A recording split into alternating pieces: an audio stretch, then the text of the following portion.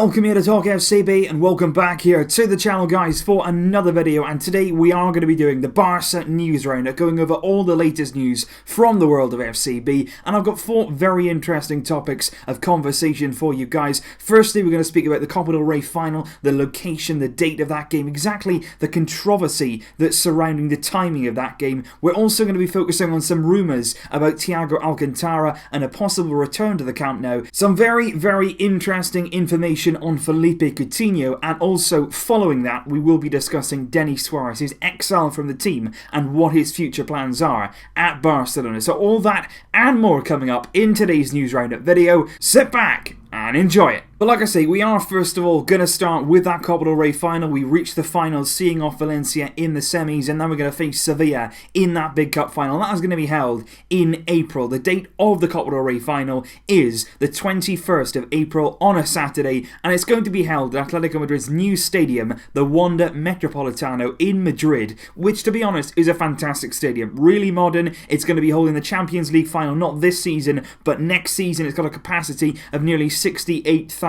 people, so it's a great stadium to hold a great final. But obviously, once again, there were other options out there. There was the Mestalla mentioned, there was other stadiums as well. Obviously, Barcelona wanting to play potentially at the Santiago Bernabeu, but Real Madrid, as usual, did everything they possibly could to avoid us potentially winning another trophy, and obviously in their own stadium, they did not want that. So Florentino Perez, you know what it's like. It's either toilet repairs or they're scheduling concerts to be on that specific weekend, or maybe Florentino Perez said, you know what, to all the team, we're going to have a movie night at the Bernabeu. Everybody's invited, 21st of April, make sure you're there. So I could understand, why Real Madrid don't want us to be in their stadium, but to be honest, I think the Spanish FA go about it in entirely the wrong way. They should decide this before the season starts. You should have a set stadium on a set date. Everything in La Liga, for me, seems to be very, very disorganised. And that's exactly, for me, what this is, because even though they've set a date, they've set a stadium, as usual, the controversy does follow that, simply because they have scheduled the Copa del Rey final in a usual La Liga game week, which basically means that Barcelona's fixture and also Sevilla's fixture that weekend will have to be postponed and then played at a later date, which is, okay, not ideal, but you can get past that. But they've also scheduled it when Atletico Madrid was supposed to play Real Betis at home. We're using their stadium, so obviously they can't play that game either. So that basically means Atletico Madrid's fixture as well has to be postponed. And this is towards the end of the season. This is a really big time in La Liga,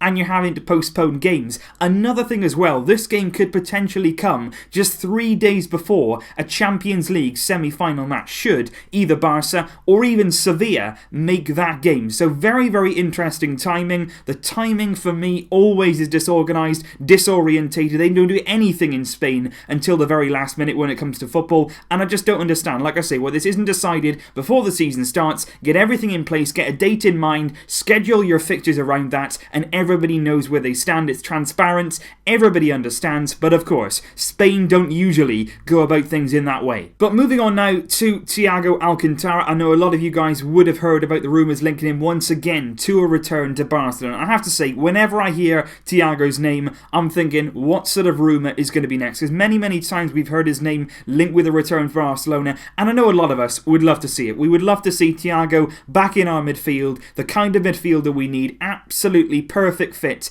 into that 3. He would be superb. There's no doubting that whatsoever. And last night, pretty late last night, Alfredo Martinez, a very reliable, it has to be said, a very reliable Spanish journalist, came out and said Thiago Alcantara wants to leave Bayern Munich this summer and he wants to return to Barcelona. Very, very big news, very big words from Alfredo Martinez, and there have been a few rumours over the past few weeks, not just in Spain, but also in Germany when it comes to Thiago. Obviously, Bayern have agreed to sign Leon Goretzka from Schalke for free. That'll go through this summer, and apparently, according to Kicker and also news outlets in Germany, Bayern seriously considering right now selling either Arturo Vidal or Thiago this summer to make way for Goretzka coming into that midfield. They need to sell one of them. Now, Alfredo Martinez believes that Thiago has it in his head that he wants to return. We've heard him in the past speak about Barcelona. He's never ruled out returning, so obviously the big question right now is it going to happen? happen? Is this actually true? Thiago right now has been injured since November. Another unfortunate knee injury that it is for him. He suffered another muscle injury against Anderlecht back in November. He has not appeared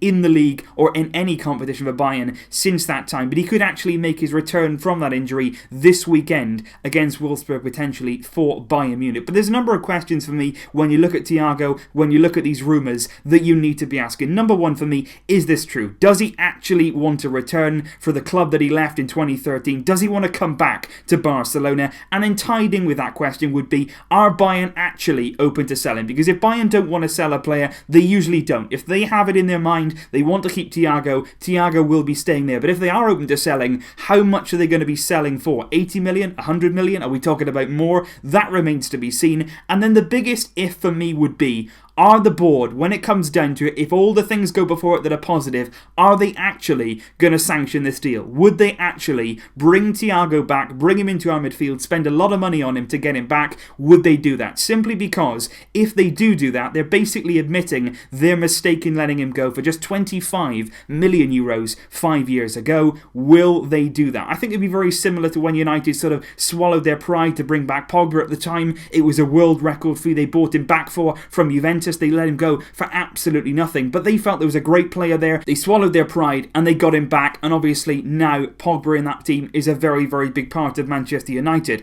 But obviously right now, Thiago, he's got injury problems, we know that. He is the perfect fit for our midfield, like I say, but are these rumours true? Does he want to come back? He made the decision to leave, of course. You know, you can make arguments about he didn't have enough time in the team, and I can grant that. He didn't get as much playing time as he deserved in that midfield, so you can understand him for leaving, but obviously he did still make the decision to leave. So if he does want to come back, I'll be very, very interested to hear it. There's no doubt that he could make an impact for us, but we're going to have to wait and see in the weeks and months leading up to the summer what exactly is the truth behind this situation. And then, like I say, there is some very interesting information on Philippe Coutinho, new Barcelona signing, still settling in. I feel we haven't really seen the best of Coutinho right now, but again, any player coming to Barcelona, you've got to give them time to settle in, to really integrate themselves into the team, this formation, the system. It is a very difficult team to gel into, Barcelona, like we saw with Suarez, like we're seeing with Dembele. But once you do get over that initial stage of settling in, you can really be yourself and flourish in the way that we play. So believe me, Coutinho will come good.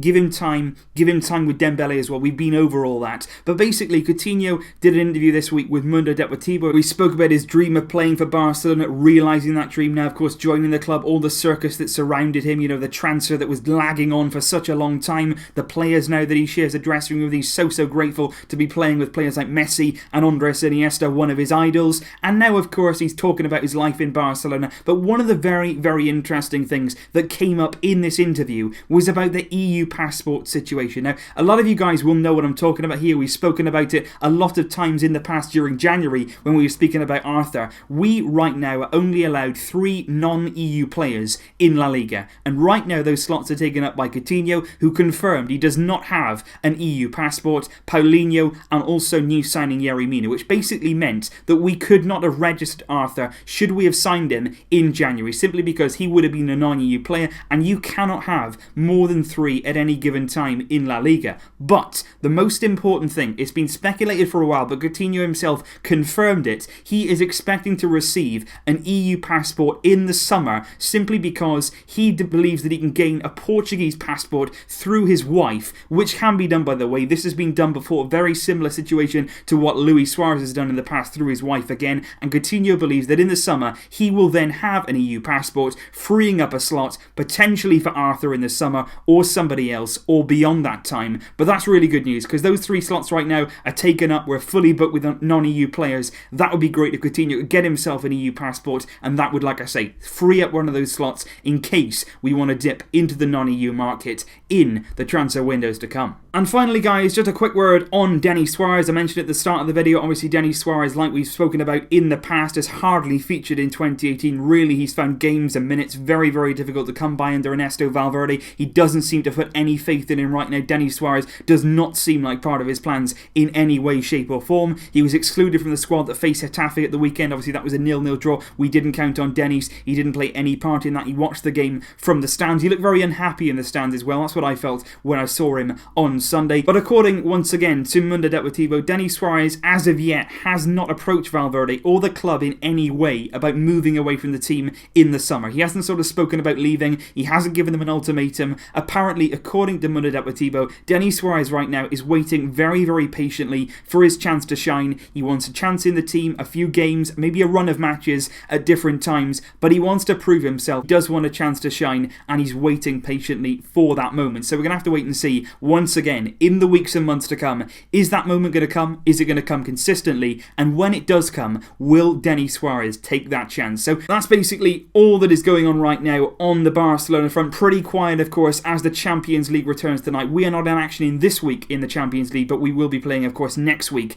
Chelsea against Barca at Stamford Bridge. As the game gets closer, I will have lots more videos coming up on that. We do face Eibar away from home this weekend as well. Of course, once again, a lot of videos coming up on that one as it gets closer. But that is all for now, guys. Thank you very much for joining me once again. Leave all your thoughts and your opinions on today's news in the comments down below, and I will see you very, very soon indeed with more videos. I'll see you then, but until then, as always, Vasca El Barça!